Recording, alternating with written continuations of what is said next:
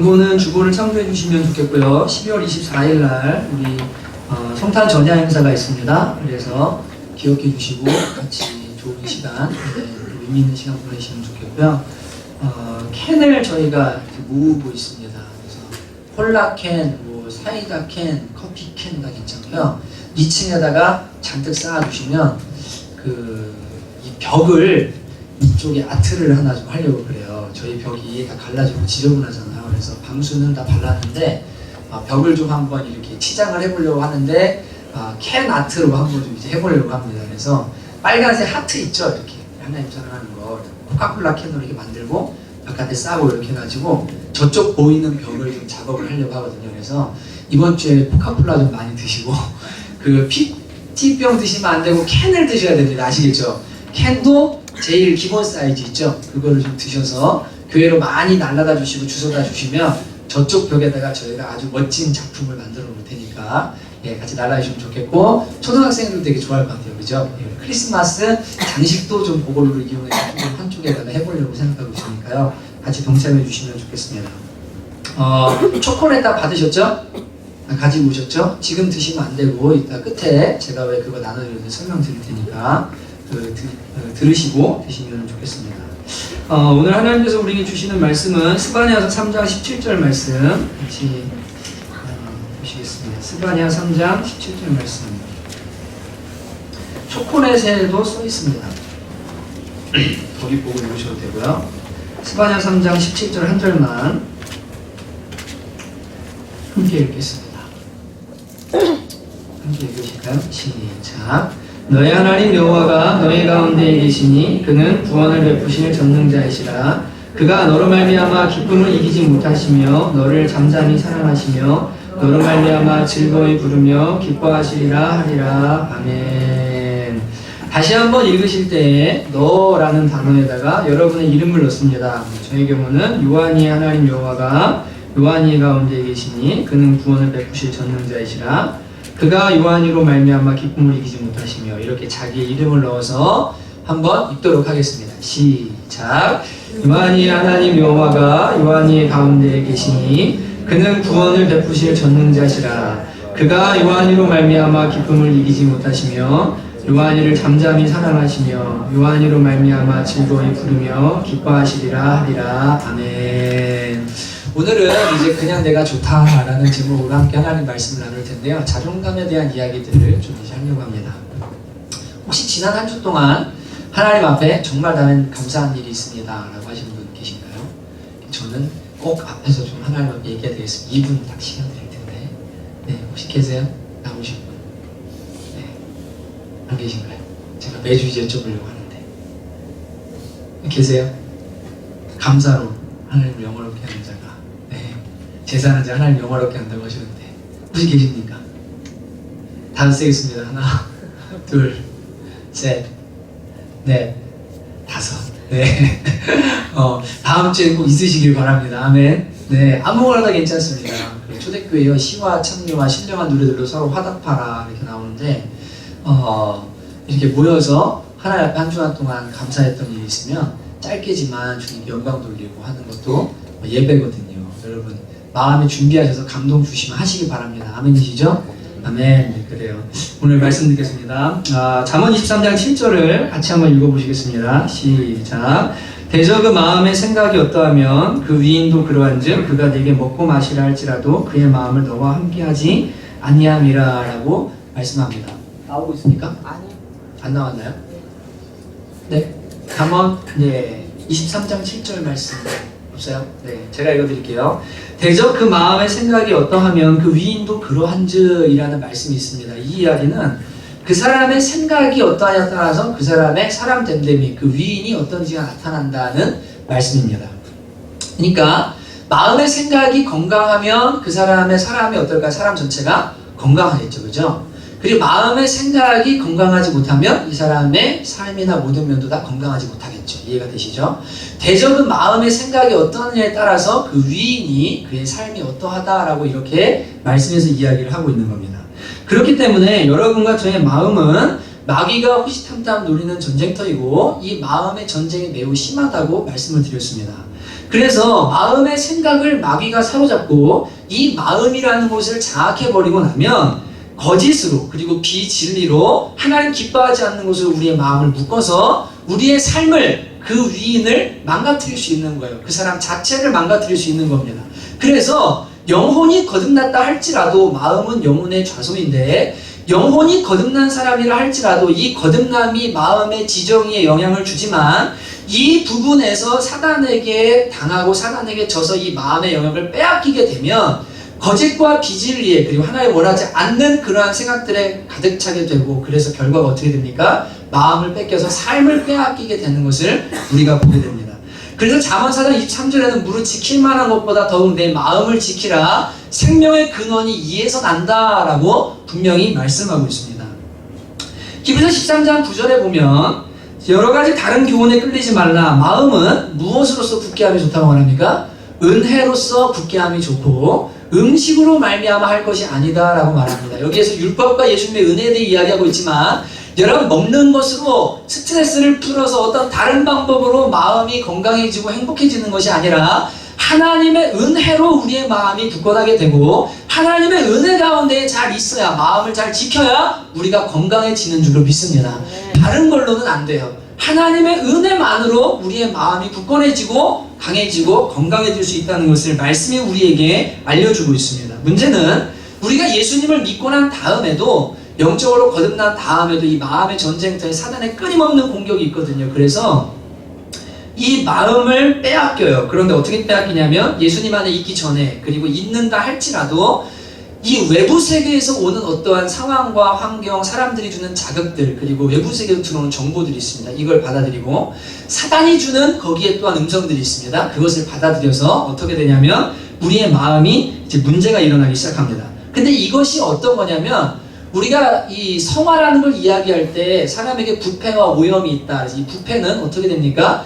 예수님 믿는 순간 죽은 우리의 시체 같은 영혼이 살아나잖아요. 부패의 문제가 해결되거든요. 근데 뭐가 남아있냐면 오염이라는 부분이 남아있어요.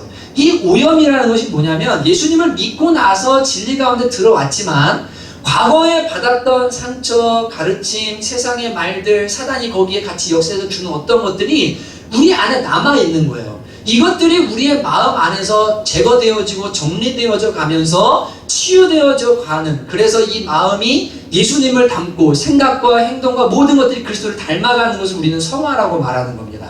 그러니까 우리가 몇 주 동안 하고 있는 이 마음을 돌아보면서 치유하고 하나님 앞에 마음의 문제를 건드리는 부분은 성화의 한 측면인데, 우리가 하나님의 진리가 아닌 것들의 마음이 오염되어 있음으로 말미암아서 병들어 있는 부분들을 계속 씻어내고 고쳐내는 것, 이것이 성화의 한 측면인 거예요. 그걸 지금 이제 우리가 하고 있는 겁니다. 그래서 성령께서는 우리 안에 벗어버려야 될 옛사람이 있다고 말씀하시고, 에베소서 5장에 가면 옛사람을 날마다 뭐합니까? 벗어버리라고 말씀하십니다. 그것이 진리 안에 서 있지 않은, 과거에부터 받아왔고 지금도 여전히 영향받고 있는, 오염되어져 있는, 병들어 있는 너의 마음의 부분들, 그 옛사람의 잔재들을 다 벗어버리고 의와 진리의 거룩함으로 지으심을 받은 새 사람을 날마다 입으라고 주님께서 말씀하고 계세요. 현재형입니다. 계속적으로 거듭되는 겁니다. 매일같이 새 사람을 입어야만 되는 거예요. 우리의 마음의 옷을 새로 입으라는 이야기를 하고 계시는 겁니다. 성령님이 이제 그 일을 우리 안에서 계속 하시는 겁니다. 이 자연스러운 치유가 일어나죠. 이제 오늘은 특히 자존감에 대한 부분들을 이제 얘기를 하려고 하는데요. 여러분 많이 들어보셨을 겁니다. 이 사람을 우리가 이제 성격, 이런 얘기, 기질, 이런 말들 하면 저 사람은 기질이었던 것, 성격이었던 것 같아, 이런 얘기들을 종종 씁니다. 근데 이 만 3세 이전의 아이들에 대해서는 성격이라는 단어를 실제로 아동심리학자들은 사용을 안 한대요. 왜냐하면 이 아이들은, 만 3세 이전의 아이들은 주변 자극이 왔을 때 일관되게 반응할 수 있는 어떤 사고나 감정 또 행동 패턴이 아직 정해지지 않았습니다. 이해가 되시죠? 아이들을 길러보신 분들은 아십니다. 만 3세 이전에는 이 아이가 성격적인 특징들이 안 나타나는 거예요. 그냥 뭐가 나타나냐면 이 아이들이 가진 기질이 있는데 그 기질을 3개로 딱 나눈답니다. 어떻게 나누냐면 순하다, 까다롭다, 보통이다. 3가지로 나눈대요. 그래서 얘는 좀 아이가 까다롭네요, 얘는 좀 순하네요, 얘는 보통이네요 라고 나눠요. 그런데 이 3세 이전에 어떤 애는 좀 까다롭고 어떤 애는 좀 순하고 어떤 애는 좀 보통이었던 이 아이가 외부의 부모의 어떤 음성의 높낮이, 자기가 어떤 행동을 했을 때의 표정, 그리고 어떤 분위기, 막 이런 모든 것들 있잖아요. 그리고 이 아이에게 주는 말들, 이러한 정보들을 통해서 뭐 하냐면 거기에 일관되게 뇌에 회로가 생겨서 반응이 일어납니다. 그게 뭐로 나타나요? 성격으로 이제 나타나기 시작하는 거예요. 이해가 되시죠? 그래서 3세 이후의 아이들에게 나타나는 특징들을 성격적 특징들이라고 말하고, 3세 이전에 이 60에서 70% 본인에게 있었던 기질들과 합쳐져서, 환경과 외적 요인들이 합쳐져서 성격이라는 것이 나타나기 시작하는 겁니다. 소극적이다, 활달하다, 긍정적이다, 외향적이다, 이런 모든 성격들이 3세 이후에 이제 전부 형성이 돼서 나타나기 시작한다고 이야기를 하게 됩니다. 그러니까 이제 여러분 잘 생각하셔야 됩니다. 여기 자녀들 있잖아요. 3세 이전의 아이들은요, 죄로 물들어서 태어난 것은 맞지만 아직 백지와 똑같아요. 어떻게 환경을 조성해주고 부모들이 대해야 될 이 아이들의 성격을 다룰 수가 있습니다. 다시 말해서 기질을 성격이라는 것으로 감싸주어서 이 아이의 기질이 조금 순하고 조금 까다로울 수도 있고 보통일 수도 있는데, 아름다운 성격적인 이 성격을 나타낼 수 있도록 할 수 있는 책임이 누구한테 있냐면 부모들한테 있는 겁니다. 이해가 되시죠? 이게 매우 중요한 거예요. 그런데 문제는 뭐냐면, 여러분과 제가 이 건강한 가정에서 자라났으면 좋은데, 지금은 뭐 자존감, 뭐 아이 양육, 워낙 정보가 많고 부모들도 관심이 많아서 그런 부분을 잘 하려고 하지만, 우리 세대만 해도, 그리고 여러분의 모든 세대들, 우리 이게 딱 보면 부모님들이 이런 거에 신경 쓸 겨를이 없었습니다. 맞죠? 그죠? 6.25 이후에요, 먹고 사는 거에 바쁘고 우선 살아야 되고 생존해야 되고 군부에서 뭐 아무튼 이 독재 정치 아래서 너무너무 그 환경들이 안 좋았기 때문에 자녀를 뭐 내면으로 건강하게 길러준다, 자존감을 높여준다, 그냥 빨리빨리 경제하고 싸워 이겨서 뭐예요? 높은 자리 가야 되고 잘 먹고 잘 살아야 되고 무슨 수단 방법 안 가리고 아무튼 간에 그냥 이 땅에서 떵떵거리고 살면 되고, 이렇게 양육받고 살아왔기 때문에 우리 또한 어떠냐면 이 내면이 건강하지 않은 경우가 상당히 많아요. 인정해야 됩니다. 성경에 보면 첫 번째 가정이 어디죠? 아담과 하와의 가정입니다. 근데 이 아담과 하와의 가정이 죄로 물들긴 했지만 그래도 하나님이 지으신 가장 아름다운 사람들이었잖아요. 맞죠? 그죠? 그런데 이들이 낳은 자녀들이 누가 있어요? 가인과 아벨이 있는데, 이 가정에도 무슨 일이 있었어요? 가인이 아벨을 돌로 쳐서 죽입니다. 왜 죽였습니까? 하나님께 둘 다 제사를 드렸는데 아벨의 제사는 받으시고 가인의 제사는 안 받으셨거든요. 질투일 수도 있고 열등감일 수도 있어요. 인정받지 못하는 거에 대한 분노일 수도 있어요. 그래서 형이 동생을 쳐 죽이는 그 일이 어느 가정에서 일어나면 인류의 첫 번째 가정에서 일어난 거예요. 여러분, 그러니까 가정마다 문제없는 가정이 없고 아픔이 없는 가정이 없고, 그렇기 때문에 여러분과 저 역시 내면에 문제가 없는 사람은 없습니다. 다 문제가 있어요. 그러니까 이것을 인정하고 어떻게 하냐면, 내가 기질을 가지고 태어났는데 성격이라는 게 형성되는 과정에서 외부 세계와 또 하나님 모르는 어떤 그러한 사람들 이야기들, 또 막 사단의 음성, 이런 것들이 다 나한테 짬뽕이 돼서 내게 옛사람이 남아있겠구나, 그리고 그 옛사람이 문제가 있으니까 그것을 뭐 하냐면 벗어버려야 되는구나, 그것을 고침받고 변화돼야 되는구나 라고 자연스럽게 인정하는 것이 필요합니다. 아멘이십니까? 문제는 사람들이요, 나는 다 괜찮아, 나는 전혀 문제없어, 나는 건강해, 이렇게 생각하는 게 이제 문제예요. 그런데 본인은 시간이 지나면 어떻게 하면 이 문제를요, 회피라는 방어기제를 통해서 그냥 덮어버립니다. 그리고 이제 문제 없는 것처럼 딱싹 덮고 난 괜찮아 이렇게 이제 살아요. 이따가도 한 부분 얘기하겠지만 본인이 인정을 못 받아서 그 공동체가 싫은 건데 난 니네 따시켜, 그리고 자기는 괜찮다고 말하고 혼자 밖에 나가 있어요. 왜 그러냐면 사실은 속에 자기 내면의 문제인데 이거를 직면하기 싫은 거예요. 그래서 피하고 싶은 거예요. 그래서 어떻게 하냐면 나가서 내 문제로 돌리지 않고 공동체 탓으로, 상황 탓, 다른 사람 탓을 합니다. 그리고 나는 문제 없으라고 하는 이것이 문제입니다. 누구나 문제가 있기 때문에 이 문제를 가지고 나가서 하나님 앞에 치유받고 고침받으면 되는 문제, 건강해지면 되는데, 제일 큰 문제는 지난주도 했지만 정직하게 내 안에 이런 문제가 있는 것 같다, 맞아 라고 하지 않고 그것을 직면하지 않고 회피하고 피하는 것이 이제 문제인 거예요. 그래서 여러분, 예수님을 믿고 있지만 이미 이전에 마음에 받아들인 잘못된 마음의 생각들이 그 위인, 그 사람을 만들고, 이러한 것들이 우리 안에 여러 가지 문제들로 일어나는데 그 중에 하나가 뭐냐면 낮은 자존감이라는 문제를 오늘 이제 조금 함께 얘기를 하려고 하는 겁니다. 많이 듣기도 하고 많이 이야기도 하고 요새는 이 부분을 많이 다루고 있어서 이미 많은 정보들이 여러분 안에 있을 줄 압니다. 그러나 기본이고 가장 베이스이기 때문에 이 부분을 안 하고 넘어가면 안 돼서 오늘 낮은 자존감의 문제를 함께 나누려고 합니다. 여러분, 자존감과 자신감은 좀 다르고 자존감과 자존심도 다릅니다. 자존감이라는 것은 내 장점을 있는 그대로 인정하고, 지난주에 했죠? 그게 겸손이라고 했습니다. 단점도 그대로 인정하고, 내 외모, 내가 생긴 것, 내가 가진 모든 것에서 있는 그대로 받아들이면서 뭐 하냐면 가치 있는 존재로 자신을 여기고 존중하는 감정, 이것을 자존감이라고 말합니다. 이해가 되시죠?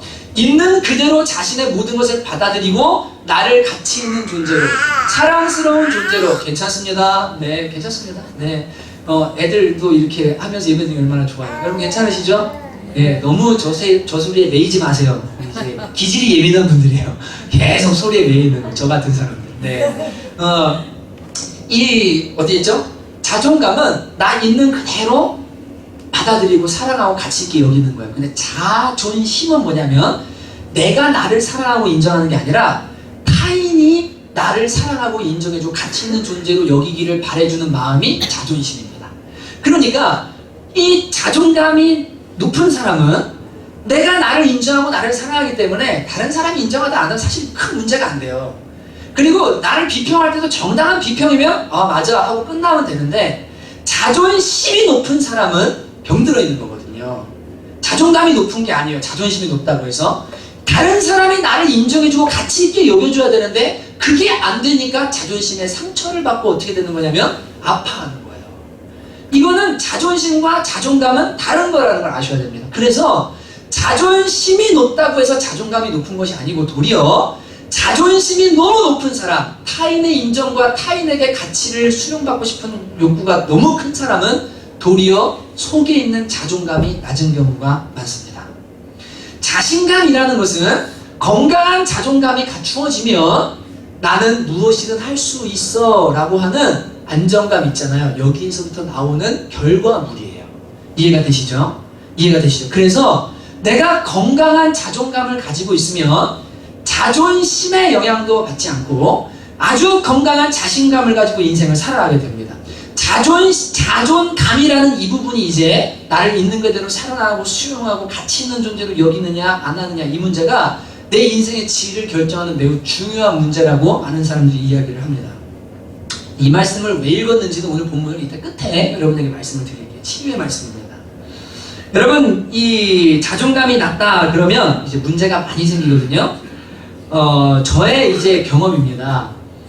자존감이 낮으면 자기의 외모, 자기의 어떤 가진 모든 것, 환경, 그리고 내가 이게 지금 살고 있는 모든 만나는 사람들, 뭐 직업, 모든 것에 있어서 이게 가치 있고 사랑스러운 존재로 막 이렇게 자신감이 없어요. 자존감이 낮으면.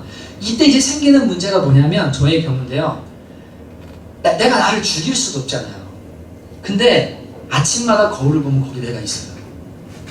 저 못난 놈, 저 못생긴 놈, 저 피부도 더럽게 생긴 놈, 예, 얼굴도 큰 놈, 뭐 어려서 들은 잘못된 정보들, 예, 그리고 마음에 박혀있는 상처들, 나에 대해서 이 형성된 그 창을 만드는데 무언가 잘못된 어떤 그런 것들이 지금 나에게 박혀있는 그것들이 거울을 볼 때마다 어떻게 하면 나를 향해서 뭐 하냐면 계속 비난하고 계속해서 이야기하기 시작해요. 근데요, 거울 볼 때마다요, 내가 나가 싫어요.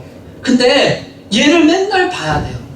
얘를 안고 살아야 돼요. 얘랑 함께 사람들을 만나야 되고 일을 해야 되고 사람들을 대해야 되고 사람들 앞에 이 모습을 보여야만 돼요.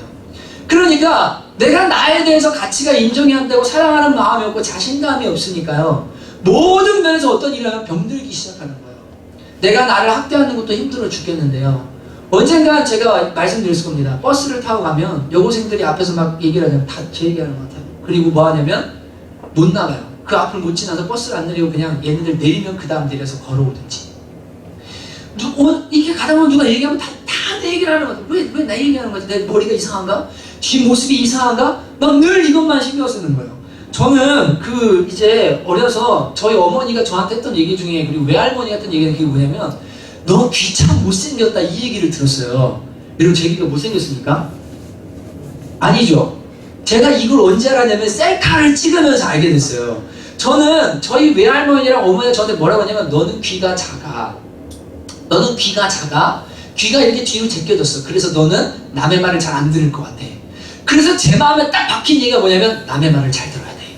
남의 말을 잘 들어야 돼. 귀가 작은가 봐. 이거 어떻게 해야 되지? 귀를 어떻게 해야 될까? 그래서 이 귀 끄트머리가 이렇게 말린 사람 있잖아요. 그죠? 이렇게 말린 사람. 그리고 귀가 이렇게 당나귀처럼 이렇게 내려온 귀 있죠. 우리 박수영 성도님 귀 그렇게 생긴 것 같네요. 아닌가요? 예, 이런 귀를 보면 야, 귀 잘생겼다. 이종선 집사님 귀. 그리고 부처님 귀.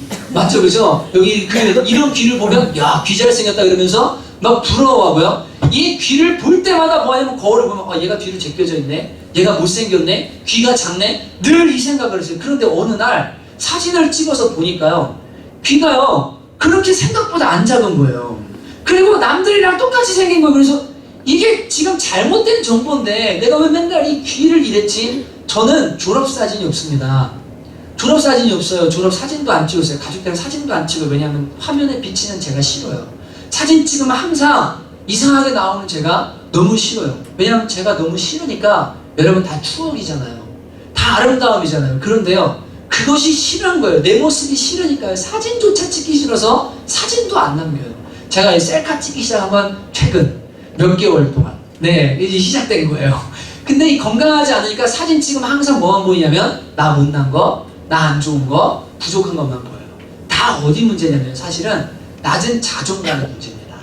자꾸 비교하고 열등감, 아무튼 낮은 자존감, 좀 이따도 다루는 이 부분이 해결되지 않는 것들이 내가 나를 싫게 만들고 사람들의 반응에 반응하게 만들고 사람들 말에 반응하게 만들고 행동 하나에 표정 하나에 자꾸 눈치 보면서 힘들게 만드는 모든 것이 다 이 낮은 자존감에서부터 시작되는 겁니다. 하나님께서는 하나님을 사랑하고 이웃을 사랑하라고 말씀하셨습니다. 십자가입니다. 그죠? 하나님 사랑하고 이웃을 사랑해라. 이 중심에 누가 있는 겁니까? 내가 있는 겁니다. 맞죠? 그죠?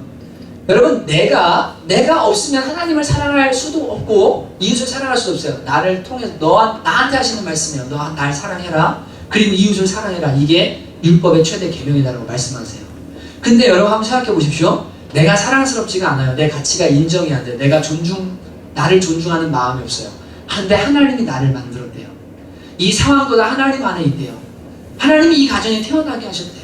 네, 약함도 주님이 만드신 거래요. 다 주님 만들었대요. 여러분 그러니 하나님을 진심으로 사랑할 수 있겠습니까? 없겠습니까? 없습니다. 나를 사랑하지 못하면 이웃 사랑할 수 있을까요? 없을까요? 없어요. 열등감에, 질투에, 그리고 분노에 막 이 낮은 자존감에 사로잡혀서는 다른 사람을 사랑하는 것조차 뭐하냐면 불가능합니다. 그러니까 요한일서 4장 10절에서 11절에 이렇게 말씀하세요. 사랑은 여기 있으니 우리가 하나님을 사랑한 것이 아니오 하나님이 우리를 사랑하사 우리 죄를 속하기 위해 화목제물로 그 아들을 보내셨습니다. 사랑하는 자들아 하나님이 이같이 우리를 사랑하셨은즉 우리도 서로 사랑하는 것이 마땅하도다라고 말합니다. 먼저는 하나님의 사랑 안에서 우리가 회복되고 치유되고 하나님 나를 얼마나 가치 있고 존중하시는지 얼마나 존귀히 여기시는지를 먼저 깨닫고 이 사랑 안에 거하고 회복된 사람이 주님이 나를 위해 하나님 나를 위해 아들까지 주셨구나. 내가 정말 가치 있구나. 진리 속에서 서 있을 때 어떻게 하냐면 다른 형제들도 진짜로 사랑할 수 있다라고 그리고 그것이 마땅하다라고 이야기하고 있는 것입니다. 자존감이 건강하지 않으면 절대로 남을 제대로 사랑할 수가 없어요. 남편을 사랑합니다. 자식을 사랑합니다. 자기와 교제하는 사람들을 사랑합니다. 그런데 이러한 사람들을 사랑하는 이 내가 자존감이 매우 낮잖아요. 그러면 어떤 일이 일어나냐면요. 이 사람들을 사랑하는 동기 그리고 이유 그리고 나중에 결과가 어떻게 되냐면 내 낮은 자존감을 남편을 통해서 자식을 통해서 내가 교제하는 사람들을 통해서 채움받고 보충하기를 원하는 마음들이 들게 됩니다. 무슨 말인지 이해되시죠? 네. 영적으로도 똑같은데 목회자랑 자꾸 친해지고 싶은 어떤 욕구를 가진 사람들이 있어요. 은혜를 받으면 건강해서 그럴 수도 있습니다. 그런데 병든 영적 자존감의 경우에 본인이 목회자와 친하고 교제한다는 사실로 뭐하냐면 본인 안에 영적 낮은 자존감을 보상받으려고 하는 심리를 가진 사람들이 실제로 존재합니다. 이건 본인이 알아요. 사람들과 교제도 마찬가지예요. 나랑 어울리는 사람들이 수준이 있어야 돼요. 그래서 이게 뭐냐면 사실은 내 마음속에 이 낮은 자존감을 이 사람들과 교제함으로 인해서 채우고 싶은 마음인 거예요. 남편을 통해서 그걸 보상받기를 원하고 아내를 통해 자식을 통해서 나에게 그것을 채우고자 하는 마음에 들면 여러분 이것은 사랑이 아니라 뭐냐면 이용하게 되고 내 낮은 자존감을 채우고자 이 사람들을 통해서 그걸 채우고자 하는 잘못된 동기들로 서게 됩니다. 제가 어떤 사람이 사모가 되려고 할 때 우리 교회 사모님 그런 사람 없습니다. 왜 사역자의 사모가 되려고 하나를 저는 계속 묻습니다. 사람들한테 물어봐요. 왜 묻냐면요. 이 영적인 자존감의 문제를요. 사역자의 아내가 되어서 채우려고 하는 잘못된 동기를 가지고 사모가 되려는 사람들이 실제로 존재해요. 그런 여자 청년들을 많이 만났어요. 그러니까 영역 간에 이 자존감이 건강하지 않은 채로 무엇을 하잖아요. 그러면 이 모자란 부분을 채우고자 다른 사람들의 모든 걸 다 끌어들이기 시작합니다. 이게 이제 문제인 거예요. 여기서 문제가 생기기 시작해요. 대인관계도 문제가 생기고 여러 가지 문제가 생깁니다. 여러분 자존감에는 이제 잘 들으셔야 됩니다. 암묵적 자존감과 명시적 자존감이 있습니다. 이거 그냥 이렇게 생각하시면 됩니다. 암묵적 자존감은 내가 생각하는 나의 자존감이에요. 이거는 심리검사를 할 때 나타나는데 이 정직하게 안 쓰고 심리검사할 때 어떻게 하냐면 이렇게 쓸 때요. 체크를 하잖아요. 그러면 내가 생각하는 이상적인 나 있어요. 아, 난 날 사랑해. 나 건강해. 나 모든 거 다 만족해. 나 행복해. 이렇게 체크하는 이상적인 그거 있잖아요. 내 심리 속에서 나오는 암묵적으로 내가 생각하는 어떤 그 자존감이 있어요. 이거는요. 우리를 속일 수가 있습니다. 근데 정확한 건 뭐냐면 명시적 자존감인데 이건 뭐냐면 사람들과 관계 속에서 실제로 그 사람의 행동하는 패턴과 그 사람이 행하는 것들을 가만히 보면 자존감에 문제가 있다.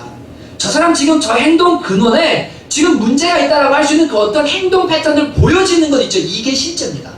여러분 이해가 되시죠? 내가 생각하는 나는 자존감이 이 정도로 높아라고 하는 건 나를 속일 수가 있고요. 이 사람이 사람들 속에서 관계 속에서 실제로 행하는 그 행동들을 통해 나타나는 자존감의 모습이 그 사람의 진짜인 거예요. 이해가 되시죠?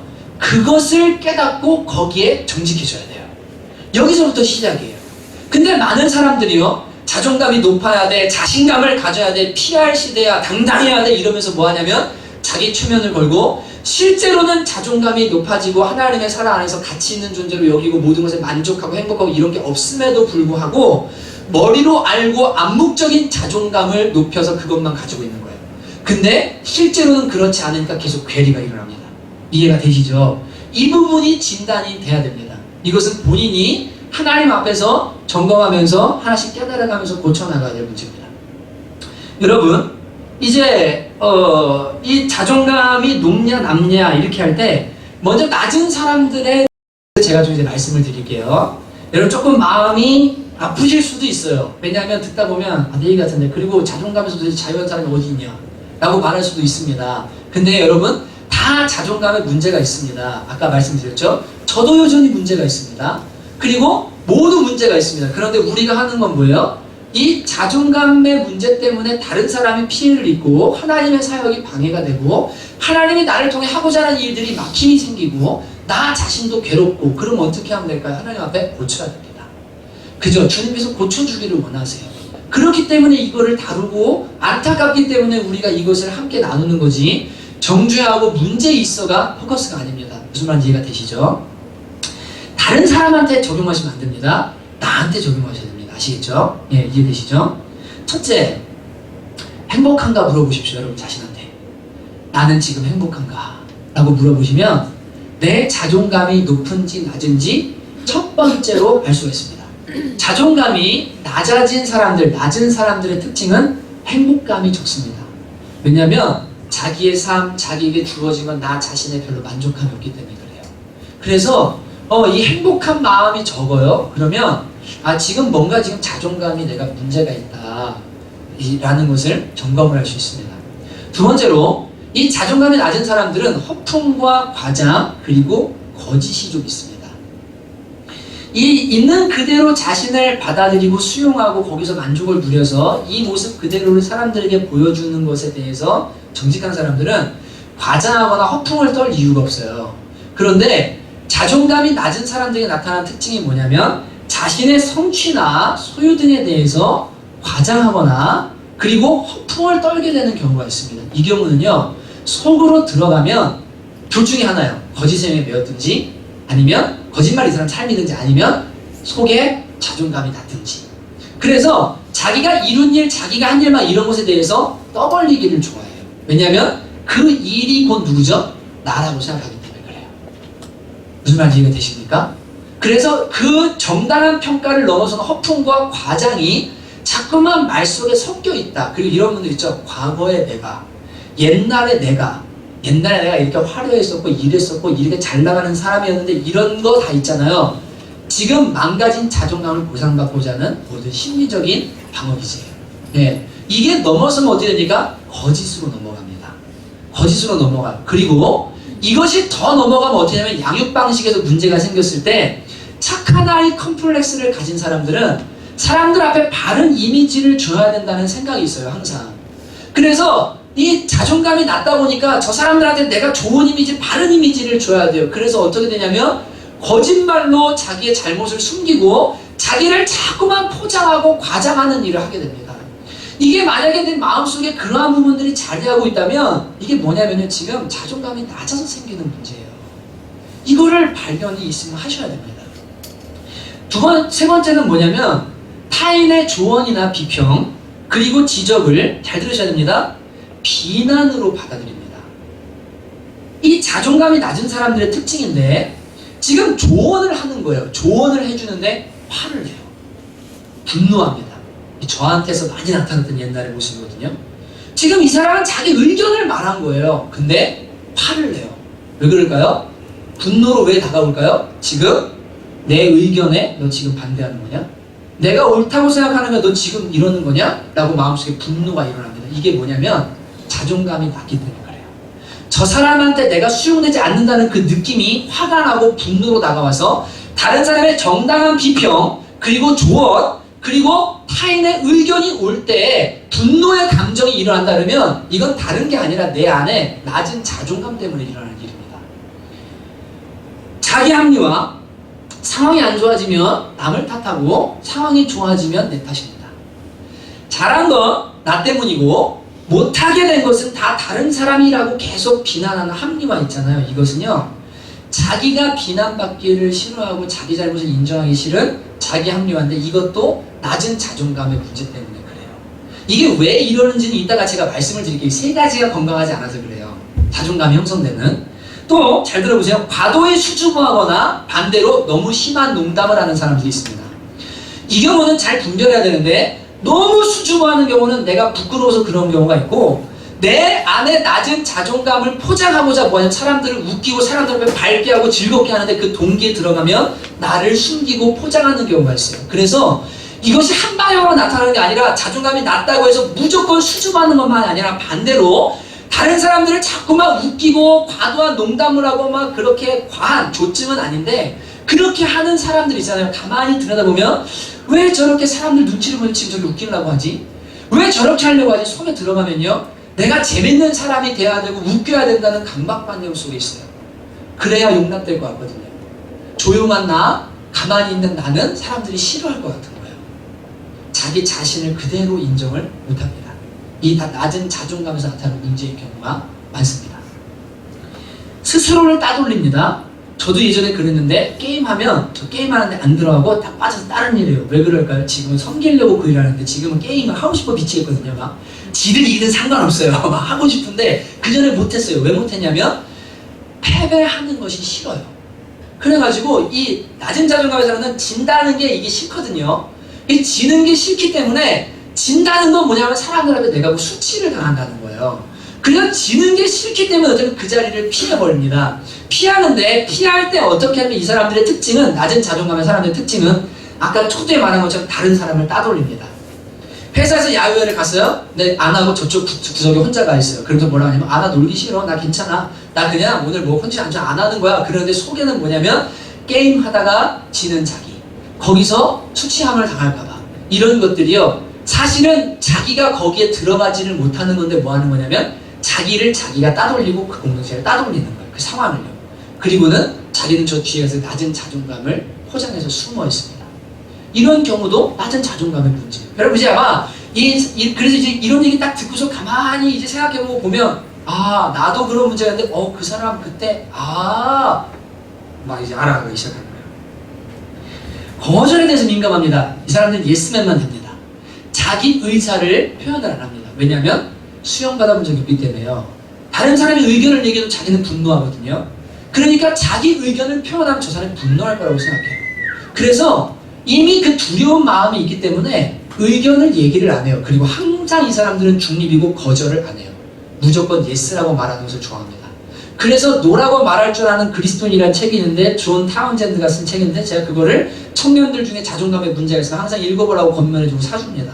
읽고 나면 진짜 이렇게 살았던 것 같아요. 잘못된 것 같아요. 무조건 예라고 하고 아니요 소리를 안 해요. 거절하면 내가 거절당할 것 같고 저 사람이 나를 미워할 것 같고 싫어할 것 같은 거예요. 이 낮은 자존감의 문제예요. 완벽주의 성향과 인정받으는 욕구, 완전함과 완벽주의는 다릅니다. 완전함을 추구한다는 것은 결과는 하나님께 맡겨 최선을 다한다는 거예요. 맞죠? 맞죠? 예. 만약에 제가 설교를 하는데 우리가 같은 말도 상관없어 대충 하면 되지? 이렇게 하면 이거는 문제가 있어요. 근데 설교 전까지도 뭐예요? 묵상하고 쓰고 또 확인하고 사진 준비하고 하면서 오늘 하나님 이렇게 해주시기 원합니다. 찬양 뭐 할까? 새벽부터 일어나서 기도하고 초콜릿 준비하고 어떻게 하면 마음을 이렇게 움직일까 하면서 막 최선을 다했어요. 근데 하나님 은혜를 안 주셨어요. 누가 하신 거예요? 하나님 안 주신 거죠. 맞죠? 그러면 저는 완전한 겁니까? 안 한 겁니까? 완전한 겁니다. 왜요? 최선을 다했으니까요. 이해가 되세요? 근데 완벽주의는 뭐냐면요. 내가 생각한 결과가 나와야 돼요. 내 기준이 있어요. 근데 이게 안 되면 못 견디는 거예요. 이해되시죠? 이거 왜 그러냐면요. 어려서부터 자존감을요. 계속 행위, 바깥 행하는 거 넌 이렇게 하면 내가 이렇게 줄게. 이렇게 하면 너는 사랑받는 자녀야. 이렇게 해야 내가 너 이뻐할까. 이런 가르침을 계속 받으니까요. 내가 생각한 어떤 기준에 맞춰서 이게 요구가 안 되면 내 마음속에 이게 만족이 안 되는 거예요. 나가 인정이 안 되는 거예요. 이런 것 때문에 싸우다가 어떤 경우가 생기냐면 자신의 능력은 10이에요. 근데 요구받는 것과 자신의 눈에 보이는 것은 100이에요. 갭이 너무 크잖아요. 이런 사람들은 두 종류로 갑니다. 좋은 멘토를 만나고 치유받아서 진짜 훌륭한 사람이 돼서 90까지 가든지 아니면 그냥 낙망하고 포기해서 그 자리에 주저앉아버리든지. 이 성화도 똑같거든요. 완전함을 추구한다는 건 예수님을 닮아가는 건데 못 닮아요. 여러분 예수님 닮을 수 있습니까? 못합니다. 진짜 완전히 예수님 닮는 거 못합니다. 근데 어떤 사람들은 자존감이 너무 낮은 사람은요. 어떻게 저걸 해? 못해. 그리고 그냥 주저앉고 포기해버려요. 근데 건강한 사람은요. 끊임없이 완전함을 향해서 나갑니다. 그러나 완벽주의는 아닙니다. 완벽주의에 사로잡힌 사람은 결과가 사단이 주는 마음이기 때문에 하려고 하다가 안 되니까 뭐예요? 포기. 안 돼. 안 되는 거 하라고 그러면 하나님 나빠. 이렇게 하고 끝나버리는 이게 완벽주의 성향에서 나오는 낮은 자존감의 문제예요. 이런 것들이 자리를 하게 돼요. 착한 사람 컴플렉스 얘기했습니다. 자기 주장 안 합니다. 질투를 많이 느끼는 분 혹시 계세요? 그러면요. 질투를 느낀다는 건 저 사람이 칭찬받잖아요. 그러면 내 마음에 막 그것 때문에 막 이렇게 막 요동을 쳐요. 막 못 견뎌요. 그거 견디지 못해. 이러잖아요. 이러면요. 이거 자존감이 되게 낮은 거예요. 질투 하나만 보면 자존감이 되게 낮아요. 그 부부간의 사랑 질투 이런 거 말하는 거 아닙니다. 당연한 겁니다. 사랑은 질투니까. 근데 누가 어떤 일을 잘했어요? 칭찬했어요. 잘했다. 잘한다. 근데 옆에 있는 사람이 그 칭찬받는 거 들으면서 아마 괜히 화가 나요. 예. 괜히 기분이야. 그래서 뭔가 잘못된 거 꼬집어내고 깎아내리고 하는 이런 마음 있잖아요. 이게 다 왜 그러냐면 자존감이 낮아서 그래요. 낮아서 그래요. 열등감, 다른 사람과 비교하면서 계속 자기의 못난 부분들을 보는 거, 당연히 자존감의 문제입니다. 죄책감, 당혹감은 뭐냐면 이런 거예요. 어떤 사람이 이야기를 할 때 자기가 잘못한 것도 아닌데 죄송합니다. 죄송합니다. 잘못했습니다. 미안합니다를 연발하는 사람 있잖아요. 이 경우에는 자존감이 낮은 경우입니다. 이건 이제 아이들을 양육하다 보면 애들이 엄마 아빠의 표정을 보고서 엄마 아빠가 싸울 때 다 뭘 느끼냐면 그 분노 속에서 아이들은 그게 자기가 잘못했다고 느끼거든요.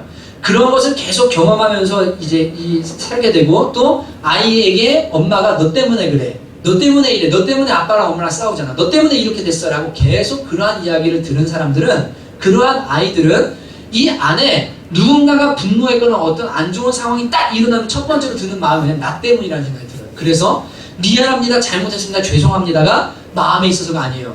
그 순간을 모면해 당혹스럽기 때문에 이거를 모면하려고 그냥 저절로 튀어나오는 거예요.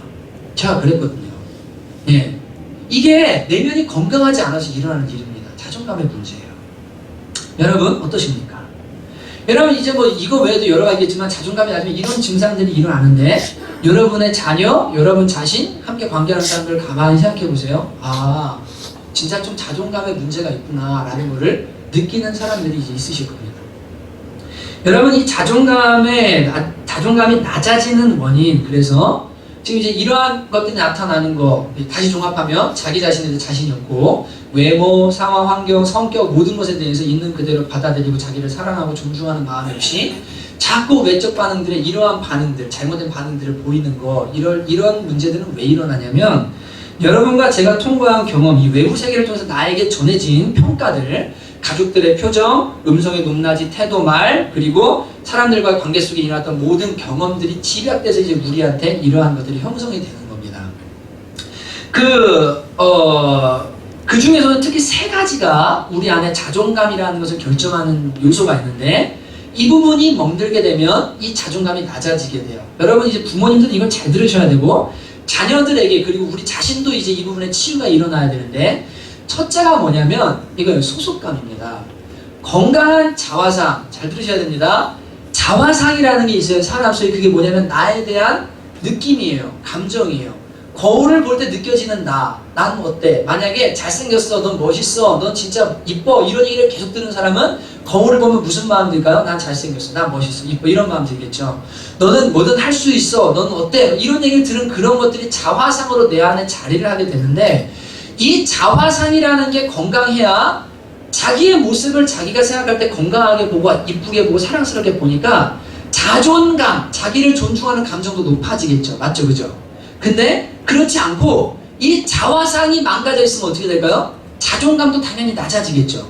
근데 자화상이 이제 핵심인 이 자화상을 형성하는 첫 번째가 뭐냐면 소속감이에요. 소속감. 이게 뭐냐면 잘 들으셔야 됩니다. 누군가가 나를 무조건적으로 원해요. 무조건적으로 용납하고 무조건적으로 돌봐줘요.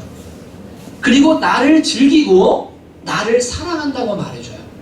이게 소속감입니다. 그러니까 이 소속감이 건강하지 않으면 이 소속감은 내가 어떻게 행해서가 아닙니다. 뭘 잘하기 때문이 아니에요. 회사나 다른 어떤 공동체 내가 일 잘해야 거기서 인정받고 뭐 이런 차원의 것이 아니고 특히 가정이라는 곳 그리고 예배 공동체일 수도 있습니다. 정말로 무조건적으로 그 어떤 존재가 나를요 사랑해줘요. 그냥 그리고 그냥 용납해줘요. 그냥 돌봐줘요. 아무 이유가 없어요. 힘들면 그냥 도와줘요. 이게 소속감이에요. 아, 우리 아빠구나. 내가 이 가족이구나. 내가 어떻게 행하든 무슨 잘못을 하든 날 버리지 않는구나. 나는 여기에 지금 속해 있구나. 이 소속감이 건강해야 뭐하냐면 자화상이 건강해지는 거예요. 근데 이거를 경험을 어려서 많이 못하고 살잖아요. 그러면 이 소속감에 대한 욕구가 마음속에 많이 생깁니다. 그래서 이런 특징들이 어떻게 나타나기 시작하냐면 아까 말씀드렸죠. 나를 무조건적으로 사랑해 주잖아요. 그냥 넘어가요. 무슨 말인지 이해되세요? 소속감의 욕구를 못 누렸던 이 부분이 어떤 사람이 나를 무조건적으로 좋아해 주잖아요. 그냥 한 방에 넘어가요. 그동안에 내 안에 갈급하고 막 갈구했던 것들이 이 사람이 나를 그냥 좋아해 주는 거예요. 그냥 즐기는 거예요. 이유 없이 나를 막 좋아해줘요. 막 소속감을 느끼는 거예요. 내 안에 이게 채워지는 거예요. 그래서 그 사람을 따르고 좋아하게 돼요. 여러분 근데 이게 함정이 있습니다. 왜 사기당하는지 아십니까? 자존감이 낮은 사람이 나에게 소속감을 주는 사람, 사랑을 주는 사람이 있어요. 무조건적으로 이유 없어요. 근데 이 사람은 문제가 있어요. 그런데 이 소속감을 채워주기 때문에 그냥 당해요. 결혼도 그냥 해요. 그래서 사람을 보면 저 사람 똑똑한 건데 왜 저래? 결혼을 왜 저렇게 해? 저 사람 왜 저렇게 행동해? 라고 하는데 왜 그러냐면 낮은 자존감 때문에 그래요. 저는 얼마 전에 제가 그 강아지를 안고서 저 혼자 그랬어요. 부름아, 넌 내가 너한테 해주는 것도 넌 날 왜 이렇게 좋아하지? 그랬더니 아내가 옆에서 무슨 한마디를 했거든요. 그 말은 이제 비밀입니다. 비밀인데 이 강아지가요 저를요 제가 얘한테 해준 것도 없거든요. 뭐 강아지고 밥 알아서 부어놓고 너 먹어 그러고 하고 이렇게 하는데 얘가 들어가면 막 그냥 저만 있어야 돼. 미친듯이 막 꼬리치고 막 이러면서 막 알아간다 그러면 막 그냥 좋아서 미치니까 무조건적으로 나를 좋아해주는 이게 너무 그냥 좋은 거예요. 막 그냥 따뜻한 거예요. 막 보고 싶은 거예요. 그러면서 제가 사람한테 내가 이런 사랑을 받아본 적이 있나? 아내랑 당연히 이제 그런 사랑의 관계를 우리가 누리고 있지만 사람에게 그런 사랑을 부모님한테도 내가 이런 사랑을 받아봤나? 생각해보니까요. 소속감의 부분이 별로 없구나라는 거를 제가 많이 느끼게 됐어요. 그리고 여러분 이제 이 소속감 안에서 어떤 걸 누리냐면 우리가 가치와 중요성의 문제가 이제 대두됩니다. 너는 가치 있는 존재다. 이건 뭐냐면 너에게는 하나님 주신 은사고 달란트가 있다. 너 잘하는 거 있어. 그리고 너 중요한 사람이야 라고 하는 이 가치와 중요성의 문제가 인정되어질 때 뭐냐면 자화상이 건강해지거든요. 그러니까 여러분, 그러니까 교회 안에서 제가 이제 이럽니다. 그냥 아무것도 하지 마시고 처음 오면 그냥 예배만 드리세요. 여러분에게 달란트와 은사가 없어서가 아니에요. 여러분이 훈련받고 잘 나중에 건강해진다면 그 일들을 하기를 바라는 건데 그것과 다릅니다. 어떤 교회 공동체에 내가 막 은사가 있어요. 뭘 하고 싶어요. 그런데 인정을 안 해주고 나를 가치 있게 봐주지를 않아요. 그러면 여러분 그때 마음이 어때요? 상하죠. 그죠? 그리고 나 여기 있기 싫어. 이런 마음이 들잖아요. 그게 사람이죠. 그죠? 왜 그러냐면 누구나 가치와 중요성을 인정받고 싶은데 이 부분이 건강한 자화상으로 그래 나는 이거 잘해. 나는 이런 부분에 쓸모있는 사람이야. 나 이렇게 중요한 사람이야 라고 하는 이러한 부분을 많이 받지 못하고 자라난 사람은 자화상이 건강하지가 않아요. 그래서 자존감이 낮아지게 되는 겁니다. 세 번째로는 이 부분이 무너지니까 어떻게 됩니까? 자신감이라는 부분. 무엇을 하든지 넌 잘할 수 있다. 너 망해도 괜찮아. 실패해도 괜찮아. 자신감을 가져. 라고 해서 이 건강한 자화상 속에 나오는 자신감을 계속 공급받아서 살아오지 않고 자신감이 없는, 그래서 계속 무언가 평가받고 내가 행동한 것으로 이렇게 될까 저렇게 할까 이렇게 매여서 산 사람들은 자화상이 건강하지 않기 때문에요. 이 자존감이 점점점 뭐하냐면 낮아지는 거예요. 그러니까 자녀들을 향한 이 세 가지를 주셔야 돼요. 이해되시죠? 아이에게 소속감을 주셔야 돼요. 그리고 이 아이의 가치와 중요성을 계속 인식시켜 주셔야 돼요. 그리고 뭐 하냐면 이 아이들에게 자신감을 자꾸만 주셔야 돼. 할 수 있어. 너 잘해. 너 충분히 능력이 있어. 하나님이 함께 하셔. 이렇게 아이에게 이것을 계속 공급해주고 자라게 해야 되는데 이러한 부분이 무너져 있음으로 인해서 자존감이 낮아지게 되는 걸 이제 발견하게 됩니다. 여러분, 사단이 이제 여러분과 저를 잘합니다.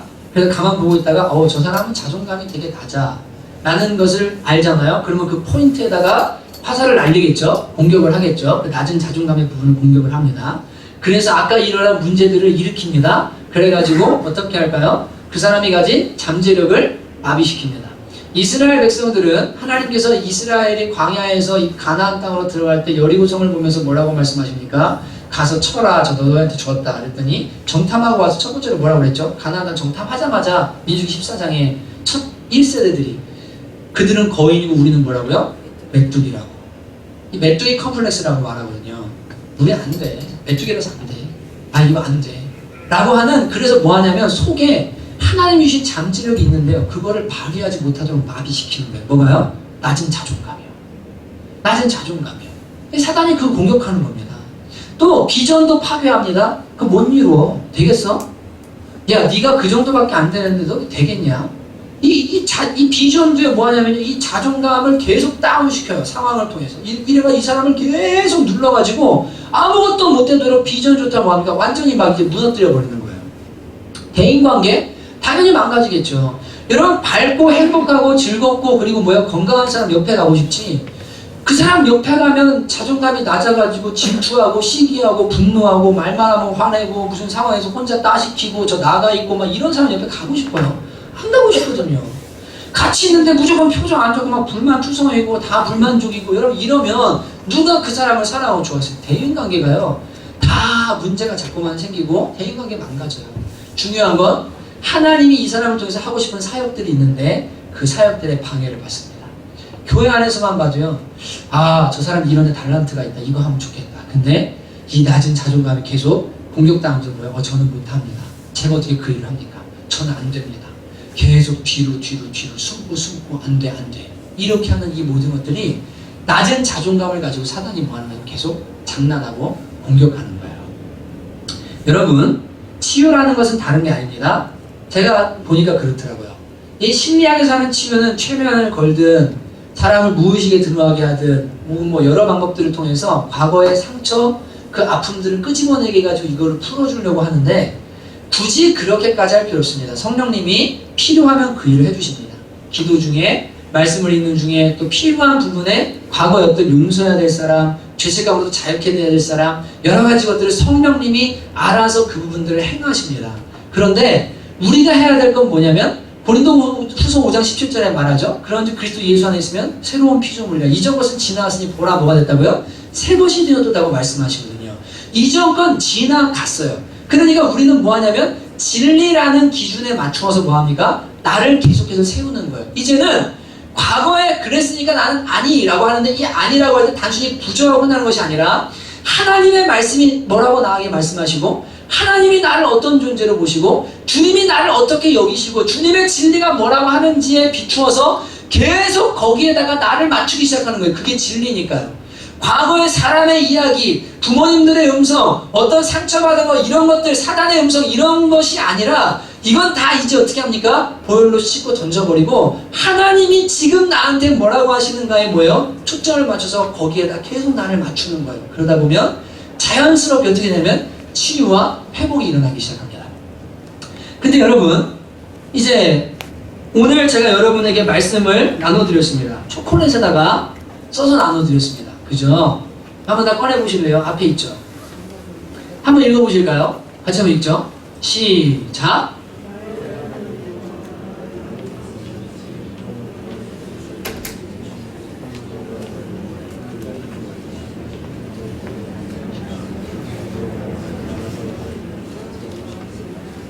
아멘. 여러분 잘 보십시오. 자, 여기 뭐라고 말씀하십니까?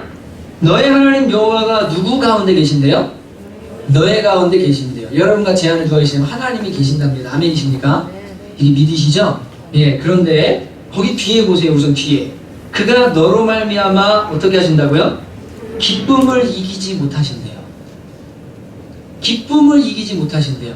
여러분 이거 와닿으세요? 경험해 보셨어요? 어떤 사람을 보는데 그냥 좋아요. 그냥 기뻐요. 걔 얼굴만 보면 막 웃음이 나요. 자녀 낳았을 때 그러셨죠? 맞죠? 하나님 아버지가 여러분과 제 안에 계시는데 그분이 저와 여러분을 보시는데 뭐냐면 기쁨을 이기지를 못하신대요. 너무 기뻐서 막 미쳐버릴 것 같다는 거예요. 여러분 과도한 사랑 아시죠? 막 아빠가 애 끌어안을 때 막 너무 좋으니까 터뜨리고 싶잖아요. 그 느낌 아세요?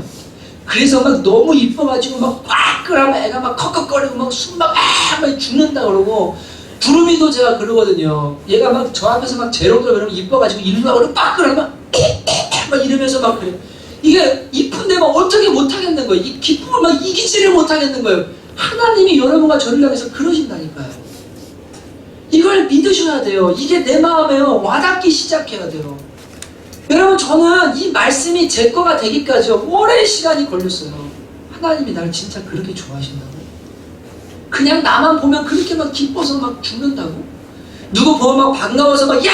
하고 달려가듯이 내가 여기 예배당에 들어오기만 하면 일주일 동안 죄 짓고 실패했어도 그냥 여기 오기만 하면 내가 와 있는 것만으로 기뻐하고 막 두 발 먹고 달려나와서 얼른 오라고 안아주시고 막 나를 그렇게 기뻐하신다고? 이게 나한테 다가오기까지가요. 너무 오랜 시간이 걸렸어요. 근데 이게 알아지고 나니까 하나님이 나를 진짜 좋아하시는구나. 그냥 네가 그냥 좋다라는 말이 뭔지 야 이게 와닿는구나. 뭐라고 합니까? 너를 잠잠히 사랑하신대요.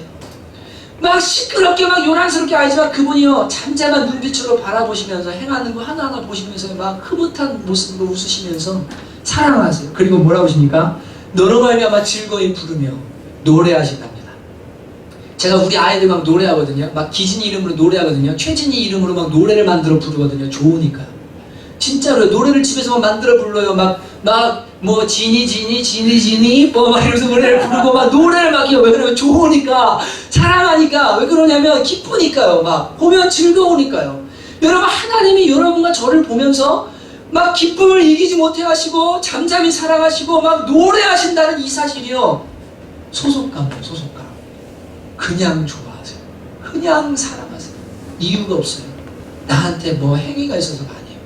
이게 알아지고 깨달아지기 시작하면요, 세상 어디서도 받아보지 못한 그 소속감, 그 안정감이요, 점점 생기기 시작합니다. 그래서 하나님의 사랑을 많이 받은 사람들은 자존감이 당연히 높아지고요, 사람들의 사랑을 구걸하지 않습니다.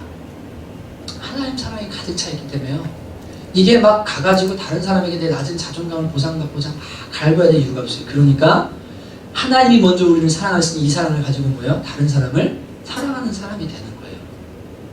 이게 능력인 거거든요. 그리고 여러분 보세요. 여기 가치와 중요성이라고 말합니다. 여러분과 저를 하나님이 뭐 주고 사셨습니까? 예수님 피값 주고 사셨습니다. 하나밖에 없는 우주의 주인이신 아들 예수님 값을 주고 여러분과 저를 사셨어요.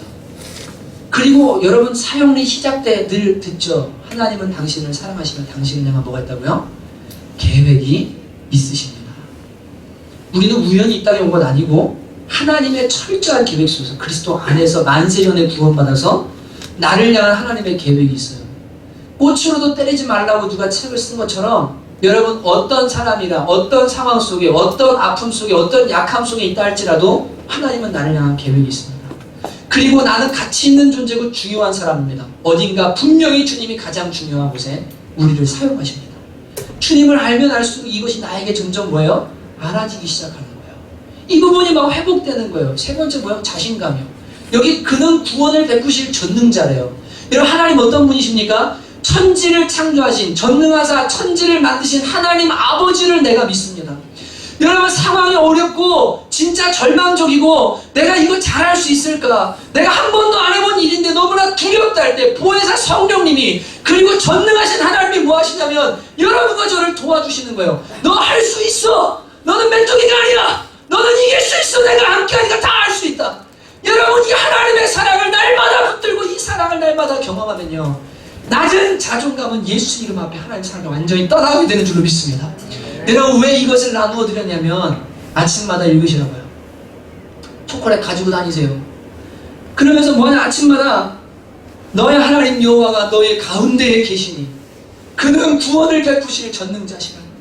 그가 너로 말미암아 기쁨을 이기지 못하시고 그가 너를 잠잠히 사랑하시고 그가 너로 말미암아 즐거이 부르신다. 하나님 나에게 기뻐하시는구나. 주님 오늘도 저는 주님 사랑 안에서 삽니다. 주님 사랑 때문에 삽니다. 이러고 시작하는 거예요. 초콜릿을 왜 드렸냐면 그러다가도 기분이 안 좋아지면 까서 드세요. 단 거 먹으면 힘나요. 그거 드시라고요. 예. 여러분 낮은 자존감이요, 주님의 말씀 주님의 진리 안에 계속 거하면 자꾸만 회복이 된다. 이걸 자녀들한테 해주셔야 돼요. 누구야? 구원을 베푸신 하나님이 너와 함께 계신다. 학교에 갈 때 왕따 두려워하지 마라. 하나님 구원해 주실 거다. 직장에서도 걱정하지 마 여보. 하나님이 도와주실 거야. 오늘도 너를 기뻐하시고 너와 함께하는 그 주님과 함께 승리해라. 그리고 뭐예요? 읽어주고 축복해 주는 거예요. 회복이 일어나고 치유가 일어납니다. 이 저한테 치유를 좀 말씀이거든요. 예. 여러분 그렇기 때문에 이걸요 가지고 다니면서 읽고 묵상하시면서 이제 뭐합니까? 하나님 저의 낮은 자존감들을 치유해 주십시오. 주님 저를 만져주십시오. 함께 기도하고 한 주간을 보내는 겁니다. 그렇게 하실 수 있죠? 아멘이십니다. 나가자마자 까먹으시면 안 됩니다. 아시겠죠? 가져가셔야 됩니다. 이제 제가 설교 준비를 하면서 하나님께서 제 마음에 계속 찬송을 하나 주셨어요. 그게 뭐냐면 당신이 지쳐서 기도할 수 없고라는 찬양입니다. 근데 이 찬양은 여러분과 제가 잘 아는 찬양이죠. 근데 제가 인생을 살고 또 이렇게 목회하면서 느끼는 거는 우리 안에 상황 때문에 그리고 모든 환경 때문에 약함들 때문에 많이 흔들리고 넘어질 때가 많다는 거, 그게 우리라는 걸 늘 경험을 하면서 삽니다. 저 자신도. 근데 이 찬양을 왜 주셨냐면 그 히브리서를 묵상하다가 히브리서 5장 7절 9절을 보면 이 말씀 한번 보실래요? 그는 육체에 계실 때에 자기를 죽음에서 능히 구원하신 이에게 심한 통곡과 눈물로 간구와 소원을 올렸고 그의 경건하심으로 말미암아 들으심을 얻었느니라. 그가 아들이시면서도 받으신 고난으로 순종함을 배워서 온전하게 되셨은즉 자기에게 순종하는 모든 자에게 영원한 구원의 근원이 되시고라는 이 말씀이 제 마음에 좀 지난주에 되게 많이 다가왔어요. 왜냐하면 이 말씀을 왜 묵상하게 됐냐면 하나님 이 내적 치유에 대한 말씀 사실 성경에는 없는데 제가 2주 전에 말씀드렸죠. 어디 나오질 않는데 이걸 어떻게 제가 해야 됩니까? 고민하는 중에 주님께서 이 말씀을 이렇게 떠오르게 하셨어요. 근데 그 왜 그랬냐면 여기 예수님께서 육체에 계실 때 십자가를 앞두시고 뭐 했냐면 자기를 능히 죽음에서 구원하시기에 심한 통곡과 눈물을 흘리셨다. 이 창자가 끊어질 만큼 아파하시면서 통곡하셨다는 얘기거든요. 그걸 간구와 소원을 올렸고 그분의 경건하심 때문에 하나님 들어주셨다라고 하는데 그 다음에 뒷부분이 뭐냐면 아들이시면서도 받으신 고난을 순종함으로 고난이 왔어요. 그런데 너무 괴롭고 통곡하고 막 창자 끊어질 만큼 울 수밖에 없는 그렇게 약해지고 아파지는 상황이 왔습니다. 근데 하나님께 간구하고 손을 올려드렸는데 이 고난 속에서 고난을 받아서 그냥 끝난 게 아니라 순종함으로 뭐 했냐면 온전함을 이루셨다라는 이 말씀이 막 제 마음에 이렇게 좀 은혜가 막 다가왔어요. 그러면서 주님도 맞아 그렇게 통곡하시면서 우셨지. 하나님 살려달라고, 하나님 도와달라고. 그리고 히브리서 4장에 가니까 여러분과 제가 잘 아는 말씀 15절 16절에 우리에게 있는 대제사장은 우리의 연약함을 체휼하지 아니한 자가 아니요 모든 일에 우리와 같이 시험을 받은 자는 죄는 없는 분이시라고 말씀하십니다. 그래서 우리가 때를 따라 돕는 은혜를 받기 위해서 어디로 나가요? 은혜의 보좌 앞으로 담대히 나갈 수 있단 말이에요. 여기 나오는 연약함이라는 단어가 뭐냐면 육체적, 정신적, 도덕적 불구를 말합니다. 도덕적, 영적, 정신적으로 완전히 망가지고 무너져서 연약해지고 통곡하고 눈물을 흘릴 때 예수님이 그것을 경험하셨기 때문에 은혜의 보좌 앞으로 나가서 하나님께 도와달라고 기도하면 하나님께서 도와주신다는 거예요. 들어주신다는 거예요. 그리고 그 고난을 통해서 뭐예요? 온전함을 이루어 주신다는 거예요. 여러분, 제가 왜 이렇게 말씀드리냐면 여러분과 제 안에 문제가 많습니다. 지금 어떤 분들은 상황 때문에 자존감이 막 완전 다운된 사람도 있을 수도 있어요. 청년들의 경우에는 직장이 안 보여져요. 난 가치 없는 사람인 것 같아. 어디서 나를 원하지 않아. 마음이 완전히 막 바다에 가 있습니다. 가정에서 막 상처 있습니다. 남편에 관한 상처 있습니다. 마음속 여러 가지 이해되지 않는 상처들, 상황들, 이런 것들, 고난들 때문에 높았던 자존감도 뭐예요? 낮아질 수 있습니다. 여러분, 근데 그걸요, 그 연약함을 누구한테 가져가냐면 하나님께로 가져가는 거예요. 그리고 소속감과 가치와 그리고 자신감을 뭐예요? 회복하는 거예요. 하나님께서 그것을 우리에게 도와주실 줄 믿습니다.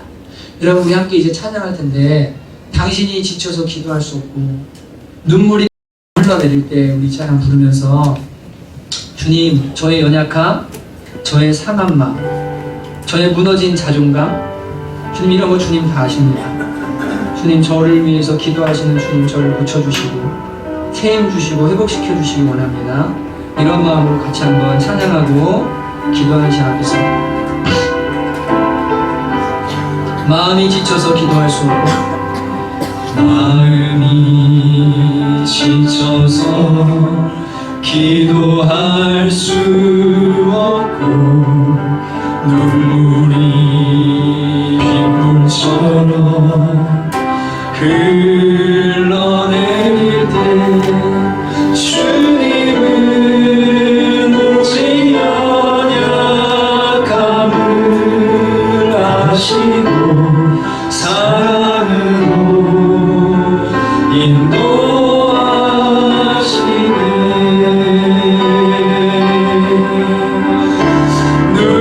누군가 널 위하여 누군가 기도하네. 내가 홀로 외로워서 마음이 무너질 때 누군가 널 위해 기도하네. 당신이 지쳐서 찬송할 수 없고 눈물이 빗물처럼 흘러내릴 때 주님은 우리 상한 마음을 아시고 사랑으로 인도하시네.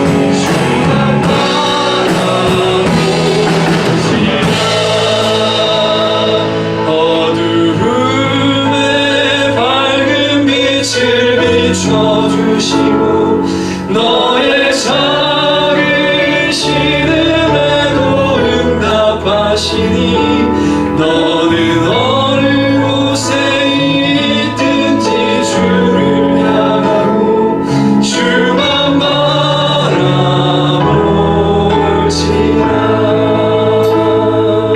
사랑하는 성도 여러분,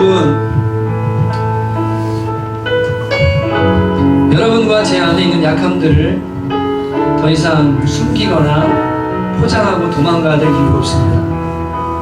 예수님께서는 제자들 앞에서 내가 심히 고민하여 죽게 되었다, 나를 위해 좀 기도해 주라, 나도 이거밖에 안 된다라고 하시면서 심한 통곡과 눈물로 하나님 앞에 간구하셨습니다.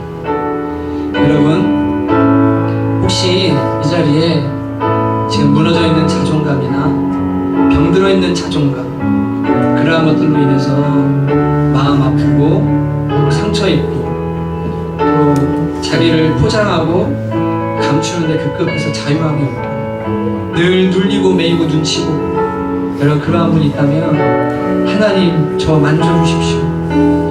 하나님이 나를 얼마나 사랑하시고 하나님이 뭐라고 안 하시는데, 로마서 8장에 나오는 것처럼 누가 우리를 정죄하고 누가 나를 뭐라고 말하고 누가 나를 주님의 사랑에서 끊을 수 있냐. 하나님은 족합니다. 주님, 저 그 사랑 안에서 회복되기를 원합니다. 다시 한번 이 시간 우리 안에 이러한 문제들로 인해서 아파하는 사람들이 있다면 함께 주님의 은혜를 구하고 치유와 회복의 은혜를 달라고 주님의 사랑을 알게 되라 함께 기도하십시다. 함께 기도하겠습니다. 하나님 아버지, 그렇습니다. 사랑하는 지금 우리 성도들의 삶 가운데 건강하고 주님 웃음이 끊이지 않고 자유함이 넘치는 신앙 생활할 수 있는 주여 은혜를 베풀어 주시기를 간절히 바랍니다. 하나님 아버지, 소속감과 또한 박지마 주교사의 문제에서 걱정받지 않고 아버지는 날마다 하나님의 눈으로 돌아다니고 자신감이 없고 오늘 그러한 삶 가운데 우리가 살아가며 주님 이 시간 고마우시고 주시고 예수님 안에서 온전히 박살나는 은혜를 나눠 주옵소서. 주님께서 나로 말미암아 기쁨을 이기지 못하시고 하나님 나를 향하여 노래 부르시고 하나님을 잠잠히 사랑하시고 구원을 베풀어 주시는 선명하신 하나님 이 시간에 주할 수 있도록 주님의 은혜를 주시기를 간절히 원합니다. 사랑의 하나님이여, 눈치 보고 거짓과 과장과 포장과 아버지 하나님 몰라 자신의 아버지를 사랑하시는데 하나님 채우고 아버지 보상받기 위해서 하나님 끊임없이 사람들 앞에 숨기고 원하는 그러한 마음들, 부정한 마음들이 있다면 주님 이 시간 고쳐주시고 주님 이 시간 새롭게 해주시고 주님만의 자유를 낼 수 있도록 도와주시기를 간절히 원합니다. 그동안 잘못 들었던 생각들과 말들과 아버지 그 모든 삶을 다 주님 앞에 완전히 놓게 하소서. 십자가 앞에 완전히 들어올 수 있는 은혜를 내려주시옵소서. 하나님 아버지 역사해 주시옵소서. 오 주님, 오 하나님 감사합니다. 오 하나님 감사합니다. 주님 부어주소서. 하나님 부어주소서. 오 하나님 부어주소서. 아버지 주소서. 여러분, 외모에 대한 것도 기도하셔야 됩니다. 하나님이 여러분과 저를 만드셨습니다. 가장 아름답게 만드신 줄로 믿습니다. 여러분, 다른 사람과 비교하고 다른 미의 기준들을 놓고서 잘생겼다 못생겼다는 그렇게 중요하지 않습니다. 하나님이 나를 그토록 사랑하시고 아들 예수님 피값으로 샀다면 예수 모르는 연예인보다 내가 더 존귀한 자입니다. 내가 더 사랑스러운 자입니다. 내가 더 가치 있습니다. 하나님이 그렇게 보시니까. 여러분, 이 시간 혹시나 이 자리에 외모에 대한 컴플렉스가 있는 분들, 그리고 본인이 외모에 대한 컴플렉스가 있으면요, 자녀한테도 똑같아요. 애가 무조건 이뻐야 되는데 생긴 거 보면서 아이들 마음에 상처 주고 다른 자식들이랑 비교하고, 이런 모든 것들 다 주님 안에 자유함을 얻어야 됩니다.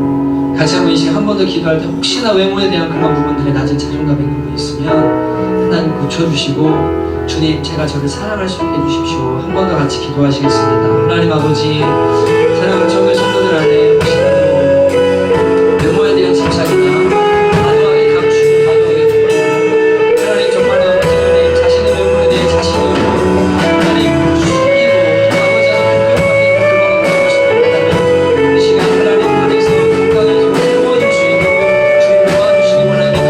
아버지 하나님 아름다움이 더욱더 드러나게 하시고 자신 있게 하시고 하나님께서 가장 아름다운 작품으로 만드셨음을 믿을 수 있도록 주님 도와주시기 원합니다. 주님 감사합니다.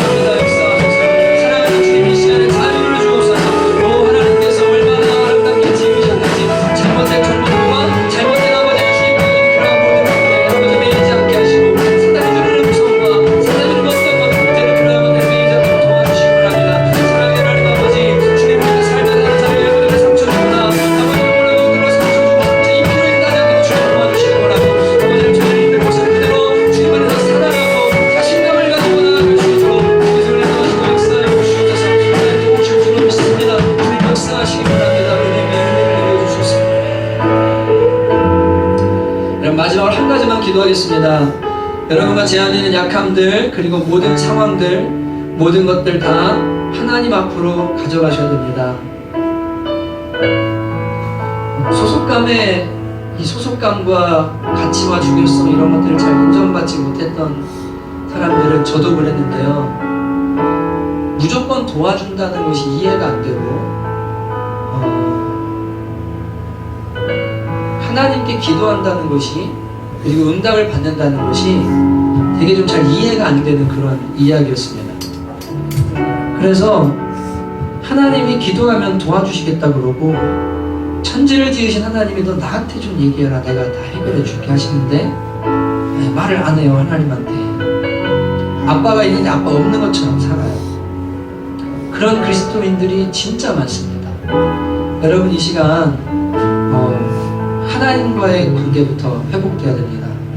하나님이 나를 바라보시면서 기쁨을 이기지 못하시고 하나님이 나를 즐거워하시고 하나님이 나를 노래 부르시고 나를 구원하시려고 하시고 그러는 그 하나님 아버지의 마음 있잖아요. 이걸 내가 알고 싶다고 진짜 주님 저를 그렇게 사랑하신다 알려주십시오라고 이 시간 좀 기도했으면 좋겠습니다. 세상에서는 그런 사람을 잘 못 봤거든요. 그러니까 와닿질 않죠. 하나님 제가 그거 알게 해주세요. 주님 저 회복되고 싶어요. 한 번 더 간절히 마지막으로 기도하시겠습니다. 하나님 아버지 우리 교회 성도들 한 사람 한 사람 하나님 앞에 진짜 주님이 얼마나 사랑하시는지 알 수 있도록 주님 도와주시기 바랍니다. 깨달아 알 수 있는 은혜를 내려주시옵소서. 하나님 아버지 주님과 건강한 사랑의 관계가 되어지기 바랍니다. 주님 앞에 아버지랑 정말로 온전히 나아가서 있는 것 그대로 가진 것 그대로 연약함 그대로 하나님 주님이 나를 얼마나 사랑하시고 얼마나 기뻐하시는지 알 수 있도록 도와주시기 바랍니다. 주여 불쌍히 여겨주시옵소서. 하나님 불쌍히 여겨주시옵소서. 오 하나님이여 저희 교회 안에 그러한 사랑을 부어주시고 이러한 사랑을 경험한 사람들이 다른 사람들을 그렇게 사랑하고 수용하고 용납하고 아버지 이 교회가 가정이 되어지게 하시고 주님의 공동체가 되게 하나님 도와주시고 아버지를 그저 몰라 상처받고 아픈 사람들이 와서 치유되고 회복되어지는 공동체가 될 수 있도록 주여 은혜도 하시고 함께해 주시기를 간절히 원합니다. 하나님 감사합니다. 주님 영광 받아주셔서 오 하나님 그렇게 하실 주님 기대합니다. 주님 역사해 주시옵소서. 하나님 아버지 저희들 지금까지도 개척부터 지금까지 교회를 건강하게 주께서 세워오시고 내면들을 많이 만지셨지만 저희들 안에 다시 한번 점검하고 주님 안에서 치유받고 회복되기를 원하는 부분들이 있습니다. 주님 이 시간 자존감이 무너져 있거나 낮아져 있거나 또 하나님 병들어 있는 사람들이 있다면 주의 성령께서 조명하여 주시고 만져주시고 자유함을 얻을 수 있도록 주께서 은혜를 더하여 주시옵소서. 주님 교회를 불쌍히 여겨주시고 하나님의 나라가 바로 이 교회입니다. 주님 어디에서 바른 하나님의 가치관과 자존감들을 세울 수 있겠습니까? 이곳에서 경험할 수 있도록 도와주시고 우리 공동체가 그러한 공동체가 될 수 있도록 주께서 은혜를 내려주시옵소서. 세속적인 가치관들과 세상의 기준들이 들어오는 공동체가 아니라 하나님의 기준이 살아 역사하는 공동체가 될 수 있도록 주님 도우실 줄로 믿습니다. 주님께 감사드리고 예수님의 이름으로 기도하였습니다.